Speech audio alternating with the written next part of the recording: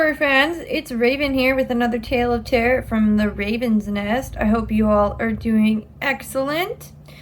This week is going to be a rather heavy piece, so I'm just going to jump in with the trigger warnings, and then you can decide from there if this is something you're into, or maybe a little too heavy. So there's going to be, unaliving of adults, unaliving of children, gore a little bit, and in general, mayhem. So if any of that is going to trigger you or be too much, of course, feel free to check out any of my other videos or anything else on the World Wide Web. Horror should be for everyone. But if you're ready to get into this rather heavy ditty of despair, let's go. Murder. They came as if legion one black and clouded night. It was the day before All Hallows Eve, when the veil between this world and the next is so very thin. As if an omen, I hear cries from all over our small town. All the winds cried a portent of doom. I dare not look for her, but she wails her mournful tears for the next victim. The banshee is here. A night of fun and fearful delights approaches, and my resolve to stay home grows stronger. I'll watch from the safety of my room. All the adults mock me. I implored them.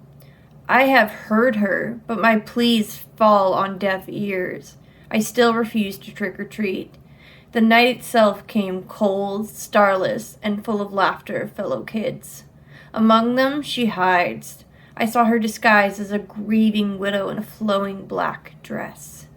You'd almost believe it, but those empty eyes cry raven tears. I worry even more her visitation will not be empty-handed. That's when they came. Descending from the darkness came a murder of ravens from the sky, inhabiting a sickly-looking willow, staring into the crowd of children, parents, partygoers. They seemed calculating and creepy. All of this I spied through my window, hardly having the courage to leave my home, even at the urging of my parents. Go, enjoy Halloween. It only comes once a year. Hell no! Believe me or not, someone's not making it out this evening. I could feel it between the banshee and those particularly sinister birds. The stage felt set for tragedy. As if some Shakespearean cue, the sound of screams filled the streets. My parents leapt front from their seats to the glass of the living room to see what could only be described as malice. The birds swooped so fast through the crowd looking for someone. It was a panic of people running for shelter. The screams intensified as a woman was being pecked to death. The unprovoked attack was getting brutal. They went for her eyes to gouge them out.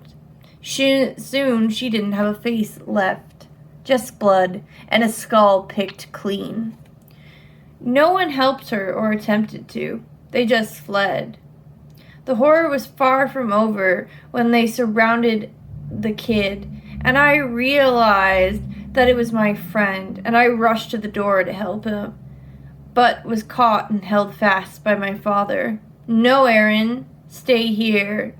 I looked to see my mother sob and cry as she stood and watched. Her terrified look told me everything I needed to know. I'm sorry, Aaron. I'm sorry. They killed them. Alright, I hope you enjoyed Murder as much as I enjoyed writing it for all of you. Stay tuned for next week, as of course something spooky will be rolling out. Until then, take care, have a good one, and yeah, stay spooky, friends.